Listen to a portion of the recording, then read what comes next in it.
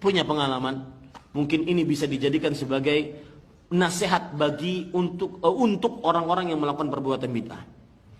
Suatu ketika saya masih mahasiswa di Universitas Madinah waktu itu, kemudian diperbantukan sebagai penerjemah di musim haji. Dan ini memang kebiasaan baik dari kerajaan Arab Saudi, mahasiswa-mahasiswa dari negara-negara tertentu diperbantukan sebagai penerjemah musim haji. Jadi kalau ada syekh ceramah di Mekah, di masjid mana begitu, ya maka diterjemahkan oleh mahasiswa-mahasiswa. Kebetulan waktu itu syekh dengan takdir Allah berbicara tentang mahabbatun Nabi, cinta kepada Rasulullah sallallahu alaihi wasallam. Dan salah satu yang beliau bicarakan, salah satu bentuk cinta kepada Rasulullah, kata beliau, adalah tidak beribadah kecuali dengan petunjuk dan contoh dari Rasulullah SAW. Itu memang konsekuensi dari kecintaan. Kalau Anda cinta, Anda akan mengikuti, betul? Kalau tidak cinta, Anda akan menyimpang. Itu konsekuensi dari cinta. Makanya beliau berbicara konsekuensi orang yang cinta adalah mengikuti Rasulullah SAW dalam syariatnya dan menjauhi perbuatan yang mengada-ngada. Mulai saat itu jamaah mulai panas, jamaah Indonesia, ya. Salah satu perbuatan bid'ah adalah, kata beliau, yang melakukan perbuatan bid'ah adalah memperingati hari kelahiran Rasulullah SAW. Memperingati hari kelahiran Rasulullah SAW. Kemudian langsung angkat suara seseorang, "Syekh, saya nanya," pakai bahasa Arab yang terbata-bata, beliau bertanya, "Apa dalilnya dilarang untuk memperingati hari kelahiran Rasulullah SAW? Itu kan mendatangkan kebaikan, kecintaan, ada silaturahim, ada membaca sejarah Rasulullah SAW, banyak kebaikan di sana."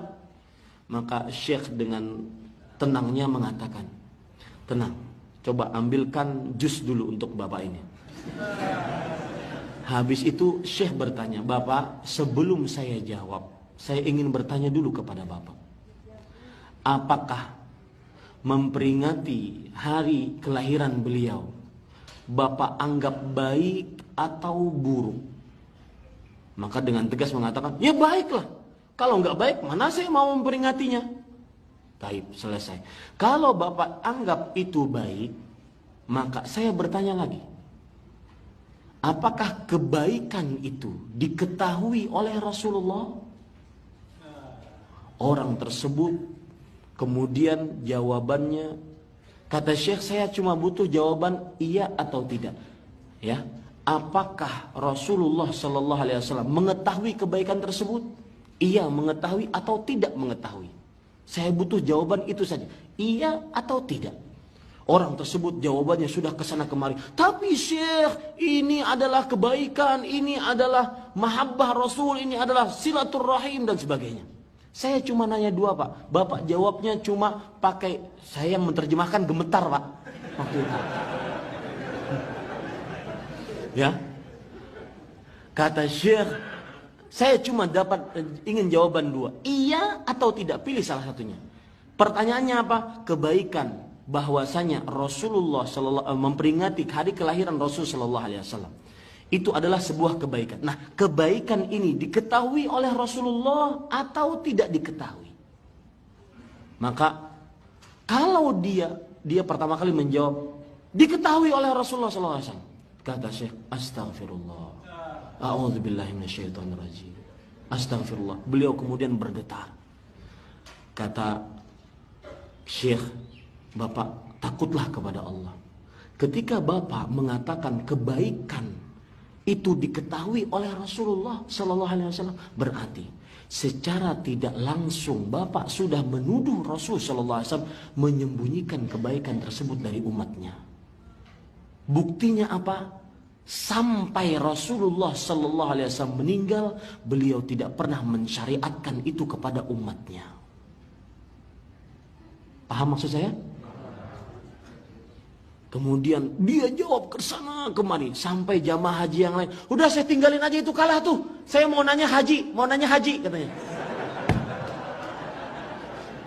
Merah mukanya, subhanallah. Kemudian Syekh, sabar kata Syekh kepada yang ini, sabar. Saya ingin nanya lagi kepada Bapak. Sekali lagi Pak pertanyaannya. Pak, kebaikan tersebut dari memperingati hari kelahiran Rasulullah diketahui oleh Rasulullah atau tidak? Tadi Bapak jawab tidak, diketahui. Dan jawabannya sudah seperti itu. Kalau Bapak menjawab diketahui berarti Bapak sudah menuduh kebaikan ini, menuduh Rasulullah. Kebaikan tersebut disimpan oleh Rasulullah, tidak diberitahukan sampai akhir wafat beliau. Karena tidak pernah ada satu riwayat pun yang sahih. Dan ini yang memperingati hari kelahiran pun tahu, tidak ada satu riwayat yang sahih bahwa Rasulullah SAW pernah memperingatinya. Apalagi dengan seperti yang mereka bilang tersebut, mereka kerjakan sekarang. Ya, sampai merhabanan, sampai berdiri, katanya Rasulullah SAW datang. Kalau seandainya berdiri di Masjid Al-Fatah, Rasulullah SAW datang, berarti nanti yang di Afrika ngerjakan siapa yang datang tuh? Nah, kemudian saya ingin nanya lagi, kebaikan itu diketahui oleh Rasulullah SAW atau tidak? Kalau tadi Bapak jawab diketahui, itu sudah tidak benar. Ya sudah, nggak diketahui oleh Rasulullah SAW. Akhirnya apa? Syekh kembali astagfirullah, a'udzubillah. Syekh kembali bergetar. Kata beliau, Pak, takutlah kepada Allah. Berarti Bapak menuduh Rasulullah SAW bodoh terhadap syariat, tidak mengetahui kebaikan. Jadi mundur kena, maju kena. Yang ajibnya luar biasa. Dan ini kejadian nyata Pak. Wallahi kejadian nyata. Ajibnya, saya kan masih, syekhnya kemudian salam. Karena suasana sudah begitu hangat. Saya syekhnya salam, kemudian keluar masuk ke mobil duluan. Nunggu saya di mobil. Saya masih dengan jamaah haji bertanya tentang haji. Setelah beberapa lama, saya masuk ke dalam mobil syekh. Syekh bercerita, ya Ahmad, ta'rif, wahai Ahmad, kamu tahu nggak? Orang tadi yang nanya, itu datang ke mobil saya. Nunggu di depan pintu masjid. Saya sudah hati-hati saja, mungkin mau nonjok saya atau gimana gitu. Akhirnya beliau bercerita, itu orang berkata, saya punya jamaah di Indonesia. Jamaah saya ratusan ribu manusia. Dan saya bertobat atas semua yang saya lakukan. Kemudian beliau memeluk syekh, kemudian selesailah pertemuan tersebut.